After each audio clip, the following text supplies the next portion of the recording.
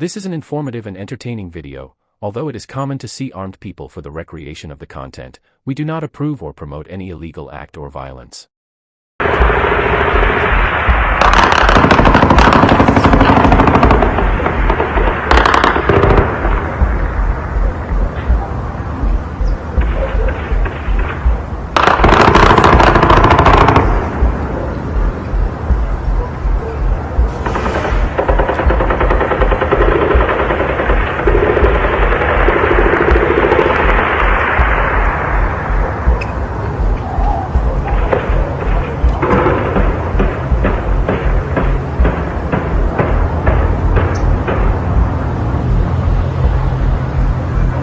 The morning of Saturday, December 3, 2022 will be remembered as a day of terror right on the borders of Sonora and Mexicali. On the east side it is called Coahuila Station and is part of Baja California. On the west side it is known as Luis B. Sanchez and belongs to Sonora. The two communities are separated by an alley and by train tracks at 8 a.m. The silence was broken by the roar of gunshots and the explosions of grenades. By an alley and by the train tracks at 8 a.m.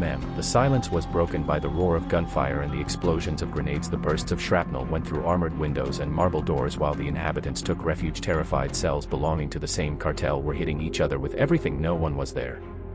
No one was safe when Chapito gunmen who had privileged information knew the location of the Russians led by Jesus Alexander Sanchez, known as the Russian enemy. Of 2019 and 2020 in Sinaloa, they were all Russians against the hosts of the Chapitos, both belonging to the same cartel. The Sinaloa cartel Tapucha in Culiacan, Sinaloa was the epicenter of that bloody fight. The challenges between both groups and insults through the general radios was common. They started attacking each other from both sides. Then the Chapitos asked for the head of Jesus Alexander El Russo and Mayo Zambada asked for the head of the Chapitos chief of operations, Nestor Isidro Garcia El Mini. Finally, it is speculated that the Russian was banished from Culiacan by the Chapitos and that the Russian was banished from Culiacan by the Chapitos and El Mayo Zambada sent him to Mexicali as head of operations. The fight between the same cartel ended up moving to the U.S. border between Mexicali and Sonora, where the Russian had his operations. Being in charge of the Mexicali Valley Plaza of the Chapitos soon decided to fight El Mayo Zambada for the Mexicali Valley, where they again found their rival, the Russian. Los Chapo Guzman's sons partnered with the Salazars and the Salazars in turn with the Huertas. Guzman wanted to kill two birds with one stone to settle accounts with his rival to death in Russian and take over Kilometer 57, a crucial point for the transfer of drugs in clandestine planes, because that's where the Gulf planes come down. On the morning of Saturday, December 3, 2022.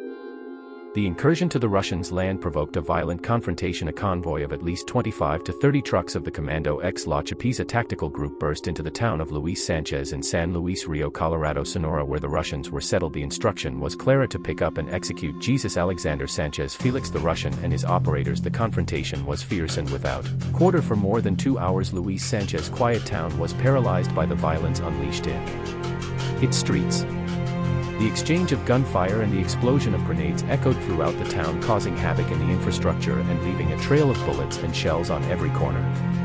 The fierce fight between the Chapitos and the Russian hitmen was unleashed in different parts of Luis Sanchez, from the main streets to the residential areas. Residential areas witnesses witnessed the devastation as posts, houses, and vehicles were pierced by projectiles. In the battle, high-caliber weapons were used. Although the initial attack was perpetrated by the Chapitos, the Russians did not stand idly by. Their response was forceful, defending their territory with determination. They were not willing to give in. The 2 hours of gunfire provoked the retreat. The Russian forces orchestrated an offensive and extended as far as the city of San Luis Rio Colorado and the Gulf of Santa Clara, where they blew up some houses and clashed with Chapito hitmen. In the end, there were casualties on both sides, innocent victims, among them a 7-year-old child. This time the Chapitos were unable to achieve their goal, but the threats and warnings against the Russian continued.